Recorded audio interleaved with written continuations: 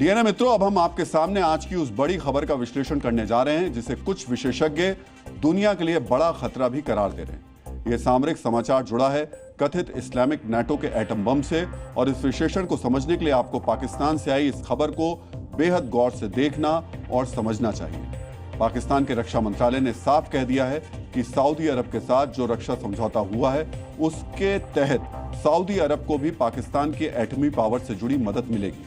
पाकिस्तानी रक्षा मंत्रालय के बयान में इस बात का खास तौर पर उल्लेख किया गया है कि सऊदी अरब भी पाकिस्तान के न्यूक्लियर अम्ब्रेला का हिस्सा होगा, यानी पाकिस्तान की एटमी क्षमताओं में सऊदी अरब भी हिस्सेदार होगा। पाकिस्तानी रक्षा मंत्रालय से आधिकारिक बयान आया है तो पाकिस्तान के रक्षा मंत्री ख्वाजा आसिफ ने भी मीडिया को दिए एक इंटरव्यू में दोहराया, अगर परमाणु क्षमता की बात आती है तो इस्लामिक देशों के साथ उसे साझा करने में पाकिस्तान को कोई आपत्ति नहीं है, फिर चाहे वो सऊदी अरब हो या फिर कथित इस्लामिक नेटो की हिमायत कर रहे कतर और यूएई।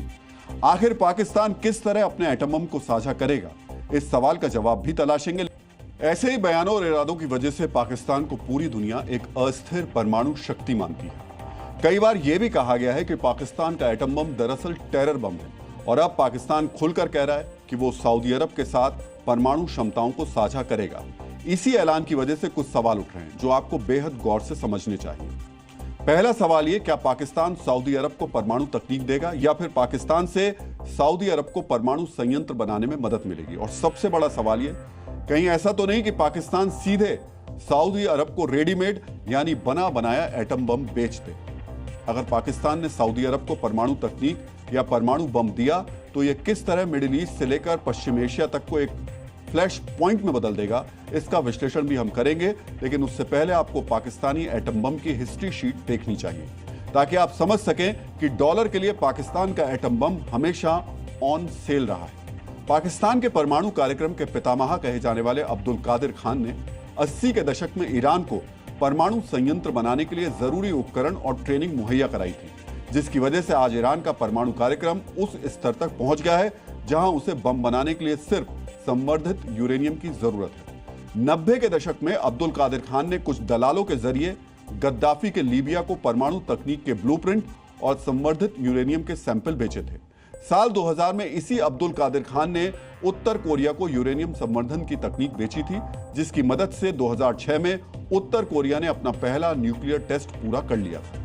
पाकिस्तानी सरकार ने हमेशा यही कहा है कि अब्दुल कादिर खान ने जो किया उसका पाकिस्तान से कोई लेना देना नहीं है, और इसी फरेब से नाराज होकर अब्दुल कादिर खान ने पाकिस्तान की कथित न्यूक्लियर डॉक्ट्रिन की पोल पट्टी खोल दी।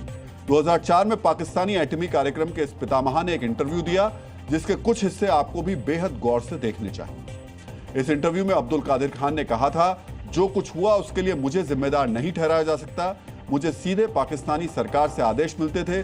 मुझे बेनजीर भुट्टो ने कहा था कि हमारे मित्र देशों के पास भी परमाणु तकनीक होनी चाहिए। इस तकनीक की तस्करी में मुझे पाकिस्तानी फौज की भी मदद मिलती थी।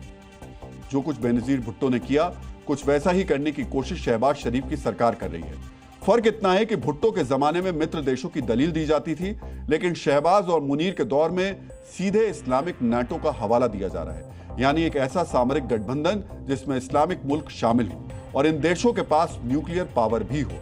अगर पाकिस्तान ने वाकई मिडिल ईस्ट से आने वाले ऑयल डॉलर्स के बदले अपनी एटमी तकनीक बेची तो ये मिडिल ईस्ट के समीकरणों को पूरी तरह बदल सकती है। अब हम आपको यही समीकरण बताने जा रहे हैं। आप चाहें तो इस जानकारी को नोट भी कर सकते हैं।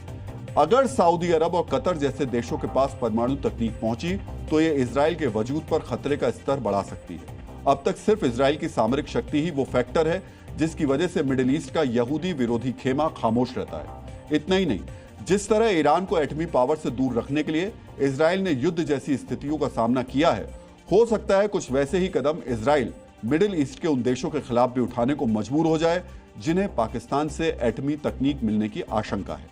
सिर्फ इजराइल ही नहीं बल्कि इस कथित एटमी तस्करी से पाकिस्तान के मित्र देश ईरान को भी खतरा महसूस हो सकता है। सुन्नी और शिया पहचान की वजह से लंबे समय से सऊदी अरब और यूएई जैसे देशों की ईरान से अदावत है। हूती आतंकवादियों को ईरान के समर्थन की वजह से यह तनाव और ज्यादा बढ़ गया है। सऊदी अरब ही वो देश था जिसने ओबामा के दौर में ईरान अमेरिका के बीच न्यूक्लियर डील का विरोध किया था। तो हो सकता है कि सऊदी अरब और यूएई जैसे देशों को एटमी तकनीक के ट्रांसफर का विरोध ईरान भी करे। आज तक यही समझा जाता था कि पाकिस्तान का परमाणु बम भारत के लिए खतरा है, लेकिन जो देश अपने परमाणु बम की बिक्री पर उतर आए वो पूरी दुनिया के लिए खतरा है। इसी वजह से पाकिस्तान के परमाणु कार्यक्रम को लेकर अमेरिका के पूर्व राष्ट्रपति बराक ओबामा ने एक चेतावनी दी थी। 2016 के एक भाषण में ओबामा ने कहा था, इसमें कोई शक नहीं, अगर किसी अस्थिर व्यक्ति या देश के हाथ में परमाणु बम लग जाए तो वो यकीनन इसका इस्तेमाल मानवता को क्षति पहुंचाने के लिए ही करेगा।